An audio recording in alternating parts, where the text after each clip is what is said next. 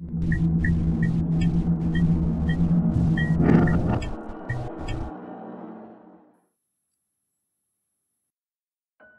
childhood seems like eternity ago, and with each passing day, the memories fade away, like the melting snow outside my window. I have been more forgetful lately. At first, they were little things, like misplaced keys or reading glasses. As the days go by, my mind grows thinner, as does the rest of my deteriorating body. I skip meals unintentionally, then wonder whether I ate breakfast, lunch, or dinner. My stomach is no help. It seems full all the time. When I do remember to eat, the portions are small, peanut butter lightly spread across a few saltine crackers, enough to feed a small bird. As I gaze at the thinning blanket of snow outside my window, I close my eyes and try to focus on my children's faces. Their expressions are portraits without colors or clear lines. I try to recall if I have any grandchildren.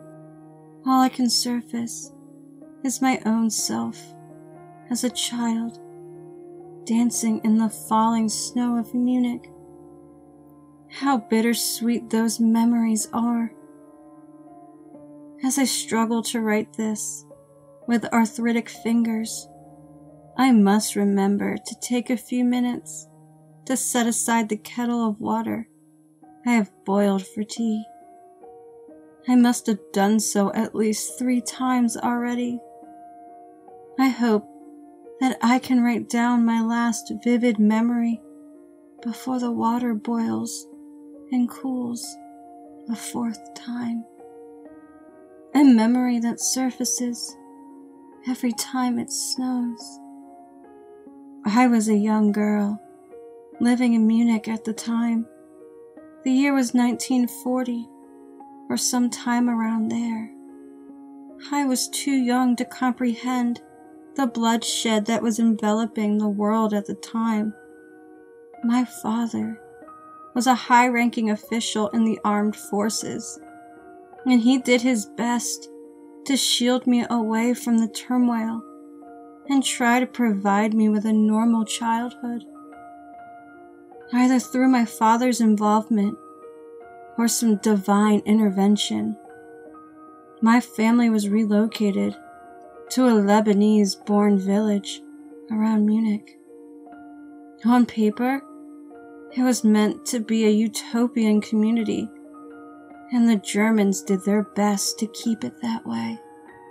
My village seemed to have the most fit men, the most pristine women. There were no sick or elderly people. I figured they all lived in other cities. As a young girl, I was unaware as to why my father would bring us here. The other children, who all looked identical, with their light hair and brilliant eyes, mocked me for my black devil hair and my shit-colored eyes. My father's attempt of providing me with a normal childhood proved fruitless. Even the guards who patrolled my village would cast sideways glances at me, as if I was some repulsible deviant. I remember being harassed by some low-ranking soldiers to the point of tears. I ran home to my father, sobbing. He was not happy. I never saw those bullying soldiers again. Despite my status as the village's black sheep, I always found solstice during the snowfall. It seemed to snow year-round in my village, covering the red rooftops and cobbled streets in a transparent veil. I would play in it for hours.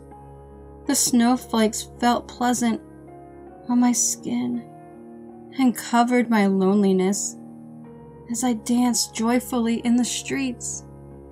The other boys and girls did not join me. They seemed to not want to take part of any activity that the girl with the devil hair deemed fun. Instead, they would play on the outskirts of town, near what we called the snow factory. According to the whispers in the classroom, this was where the snow came from. The scientists made the snow from rainwater they collected. They would then create clouds and fill them with snow. The snow-filled clouds would get pumped into the sky using these huge towers, and our village would get their snowfall. As a young, naive girl with a wild imagination, I believed the stories true. Sometimes the snow was heavy. It would pack nicely in your hands and was capable of building the sturdiest of snowmen. Sometimes it would freeze like rain, and cautious travelers would have to tread gingerly across puddles of ice. Other times, it was light. This type of snow was not good for building snowmen, yet it was not dangerous enough to slip around in. Its mere presence was beautiful enough. My mother would often join me during snowfalls, and we would race down hills on wooden sleds and build snowmen with smiling faces. My father was busy at work for the most part. I rarely saw him. My mother seemed like my only friend in the world, but if I counted the snowflakes as friends, then I had many. But I'd trade all the snowflakes in the world if I could just see my mother again. Her life ended 2 years later. I found her in the bathtub with her wrists slashed. The water was the color of wine.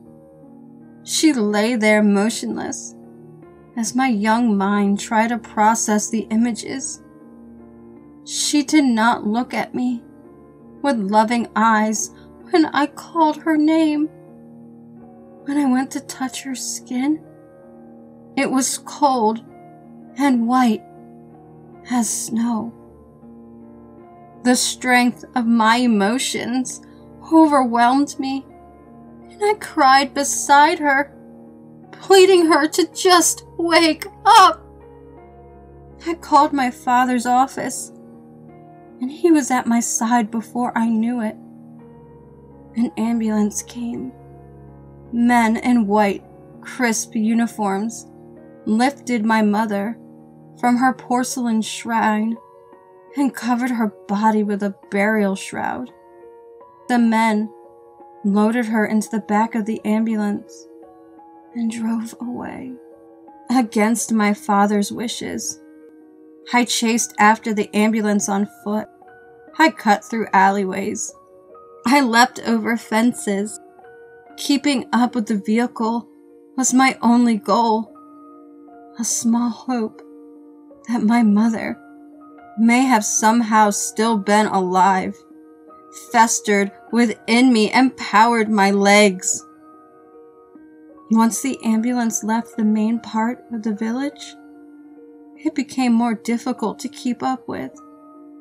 I ran as fast as I could, only to have the ambulance trail further and further away from me. Fortunately, I could trace the road at a great distance as it wound around a vista of rolling hills. I spotted the truck, no larger than my fist, as it approached a solitary building about a kilometer away. The snow factory. Although my run through the village had left me hot and breathless, my blood suddenly felt chilled. It was true. It existed. As I stood, transfixed, my breath caught by wonder and excitement. As I stood, transfixed, my breath caught by wonder and excitement, several towering smokestacks began spewing great plumps of gray smoke into the sky. The smoke turned into clouds that swallowed the sun. Then the snow fell. A light snow that fell gently, like decaying leaves during autumn.